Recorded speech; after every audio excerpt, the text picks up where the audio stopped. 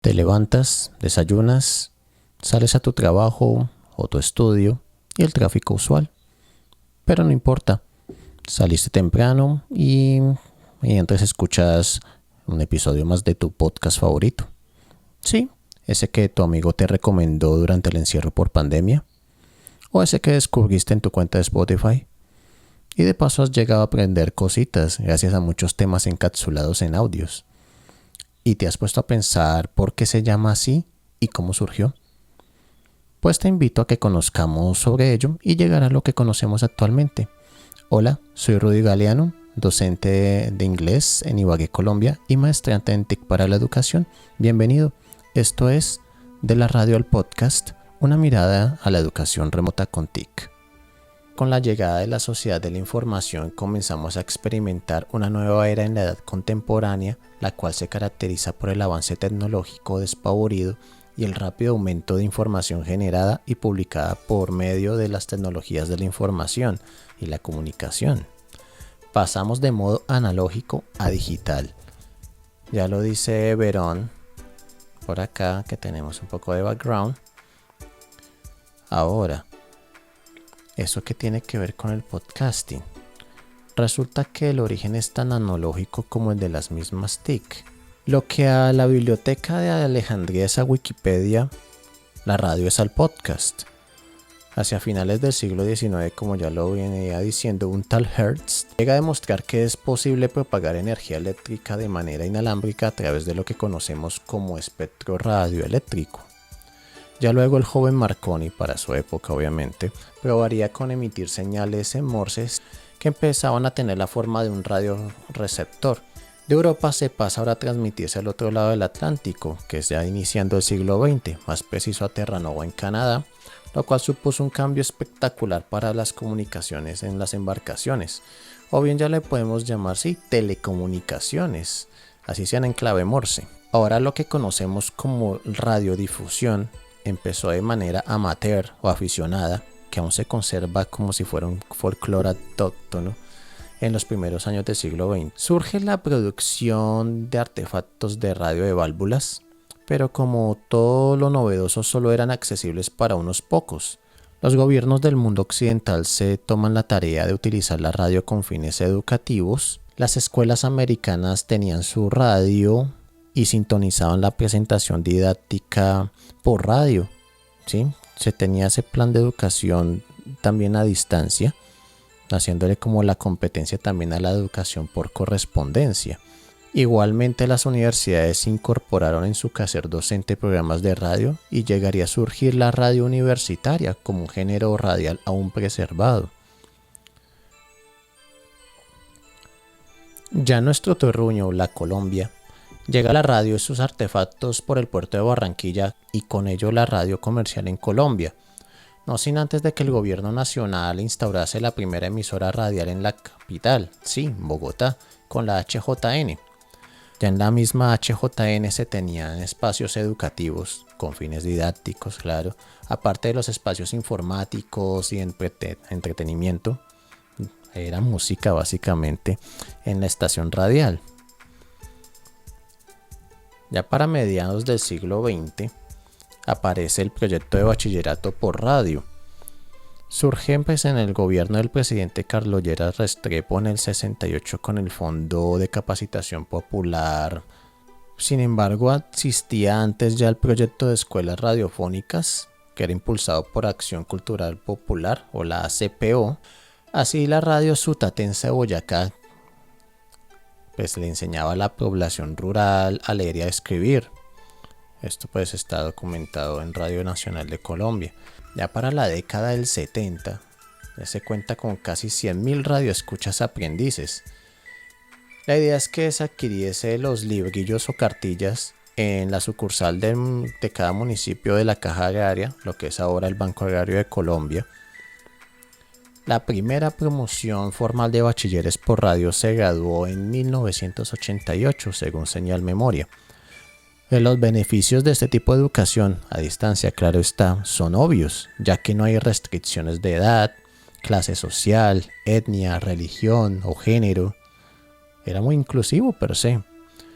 Todo lo que se requiere es la autonomía del estudiante, la compra de las guías y por supuesto tener un radio, que ahora con el uso del radio de transistores, las grabadoras con cassette y los múltiples fabricantes pues hacían las radios más asequibles y confiables. Y pues si querías volver a escuchar la clase pues tenías la posibilidad de grabarla en un cassette en blanco. O le cogías a la tía el cassette de los temas de planchar y grababas encima. Finalmente la cadena Caracol tuvo una emisora en el AM llamada Colorín Color Radio entre las décadas del 90 y los 2000, dedicada al público infantil con el fin de promover espacios educativos para los niños. Ya en el 2004 se da por finalizado el proyecto de bachillerato por radio y lo propio haría la emisora infantil Colorín Color Radio 2 años después, para dar paso a las nuevas tecnologías, la radio en la web y el nacimiento del podcast.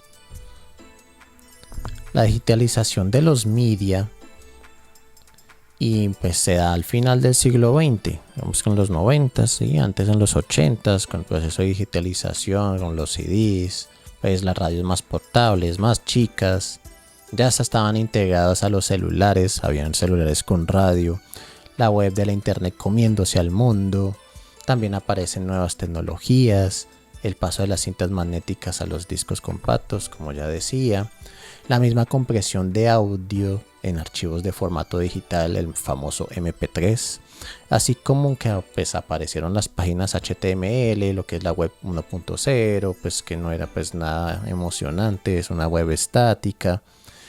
Ya luego surgen los RCS para 1999. ¿Qué es RCS? En inglés Release Impulse Indication, que en resumen es un sistema de distribución al que te suscribes en la web, puede ser para disfrutar del contenido de un editor, en el cual te avisaba cuando había contenido nuevo del generador de ese contenido, llámese noticias, o los novedosos weblogs, o los blogs.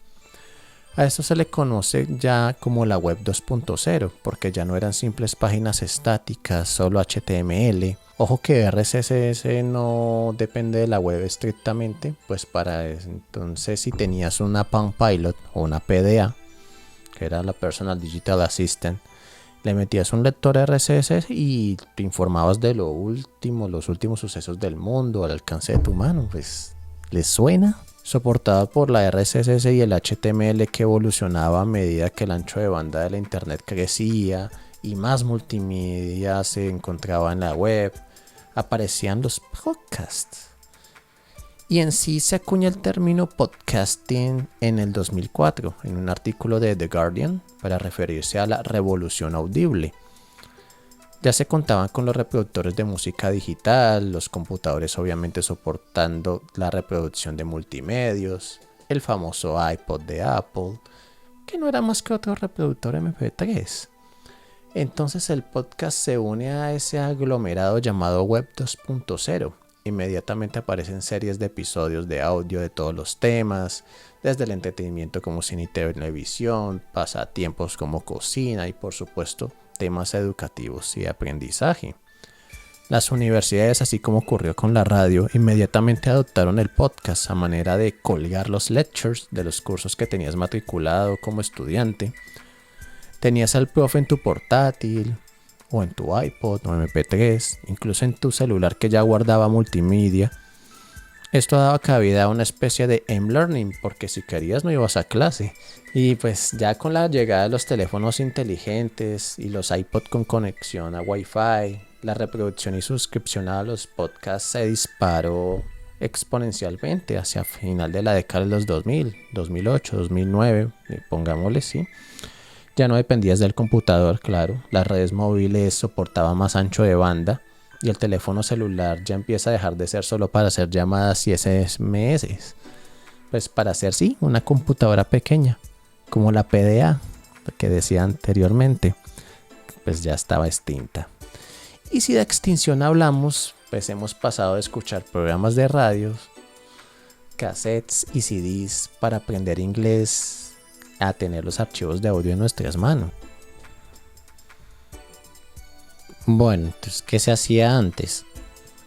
Subir o colgar el audio en una página web a manera de audio, como un audioblog.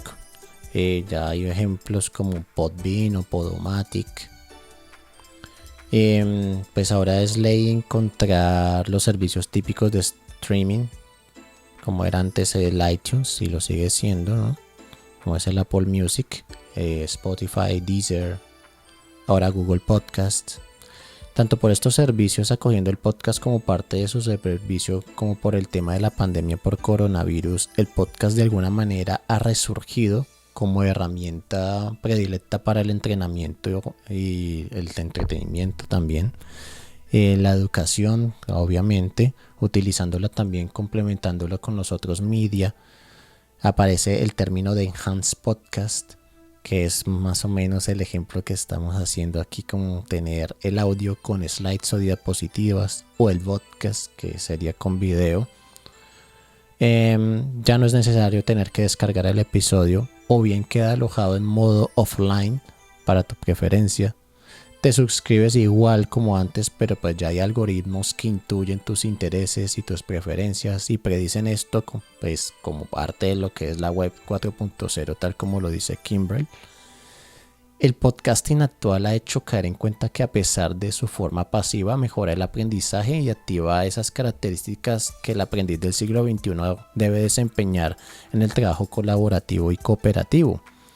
Y nos ha hecho descansar al no tener que supeditarnos a una pantalla que nos ha dejado los ojos rojos también y cuadrados por estudiar a distancia, gracias a que la educación formal ya está en modo e-learning, b-learning o como decía antes, m-learning, teniendo en cuenta que cualquier usuario tiene acceso a estos servicios y son sujetos activos del conocimiento. Las tecnologías de la información y comunicación no se pueden cuestionar y están aquí para quedarse. Han formado la cultura de la sociedad del conocimiento, la consagración de la era digital y los sistemas de información. Y pues el conocimiento ya no se limita al mero campo académico, pues todos los contextos sociales están involucrados. Eso repercute ampliamente en la forma de educarnos, enseñar, de aprender. Si bien los podcasts no constituyen en sí una educación formal per se, como si lo llega a ser una plataforma de e-learning, son una herramienta práctica que suplementa esta educación virtual a distancia. Entonces, desde el entorno de la radio, los programas educativos en una caja de válvulas, la educación secundaria a través de unos transistors y un par de pilas, hasta la descarga de un MP3 para repasar la clase vista y streamear la clase para ser escuchada sin siquiera descargarla. Los podcasts son una pequeña muestra de la evolución de las TIC y cómo estas son inherentes, intrínsecas y han ido de la mano en la forma como enseñamos y aprendemos, llegando incluso a llamarlos educast, como dice Neuhoff. Gracias por ver esta presentación, un abrazo fraternal, te habló el profe Rudy y nos encontraremos en una próxima oportunidad.